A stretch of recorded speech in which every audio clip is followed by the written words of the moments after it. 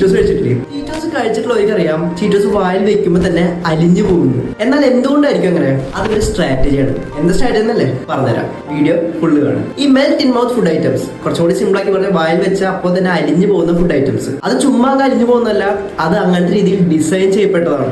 So that നമ്മളത് എത്ര കഴിച്ചാലും അതിന് നമ്മളെ സാറ്റിസ്ഫൈ ചെയ്യാൻ പറ്റില്ല, നമ്മളത് കൂടുതൽ കൂടുതൽ കഴിച്ചുകൊണ്ടിരിക്കും. പിന്നെ ഇതിന്റെ ഫുൾ ക്രെഡിറ്റ് പോകുന്നത് ഫുഡ് എഞ്ചിനീയേഴ്സിനാണ്.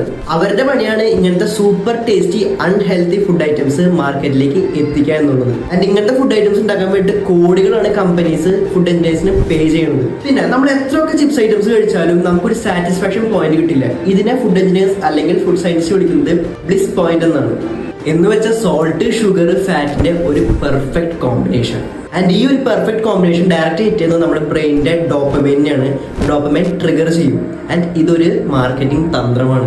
ഇതിന്റെ എഫക്ട് കാരണമാണ് നമ്മൾ കൂടുതൽ കൂടുതൽ ചിപ്സ് കഴിക്കുന്നതും ഒരു ചിപ്സ് പാക്കറ്റ് കഴിയുമ്പോൾ അടുത്ത ചിപ്സ് പാക്കറ്റ് നമുക്ക് പൊട്ടിക്കാൻ തോന്നുന്നതും. എന്നാൽ ഇങ്ങനെയൊക്കെ ചെയ്യുന്നത് ഇല്ലീഗലാണോ? അല്ല, ഇത് തികച്ചും ലീഗലാണ്. പക്ഷെ കമ്പനീസ് നമ്മുടെ ബ്രെയിൻ വെച്ച് കളിക്കുന്നു എന്നുള്ളൂ. പിന്നെ ഇത് ചീറ്റോസിൽ മാത്രമുള്ള ഒരു പെർഫെക്റ്റ് കോമ്പിനേഷൻ അല്ല, ഓൾമോസ്റ്റ് എല്ലാ പാക്ഡ് ചിപ്സിലും ഉള്ള ഒരു പെർഫെക്റ്റ് കോമ്പിനേഷൻ ആണ്. പിന്നെ ഞാനിപ്പോ പറഞ്ഞിട്ടുള്ള ഒരു കണ്ടന്റ് നിങ്ങൾക്ക് വാല്യബിൾ ആയിട്ട് തോന്നിയിട്ടുണ്ട്, അല്ലെങ്കിൽ നിങ്ങൾക്ക് ഇതൊരു പുതിയ അറിവാണെങ്കിൽ യെസ് എന്ന് കമന്റ് ചെയ്യാം. കൂടാതെ ലേസും പ്രിങ്കിൾസും ചീറ്റോസും ഒക്കെ ഇഷ്ടമുള്ള നിങ്ങളുടെ ഒരു ഫ്രണ്ടിന് ഈ ഒരു വീഡിയോ ഷെയർ ചെയ്ത് കൊടുക്കാൻ മറക്കണ്ട. വളരെ കൂടുതൽ വീഡിയോസിനായിട്ട് ഇൻഡസ്ട്രി സബ്സ്ക്രൈബ് ചെയ്യാം.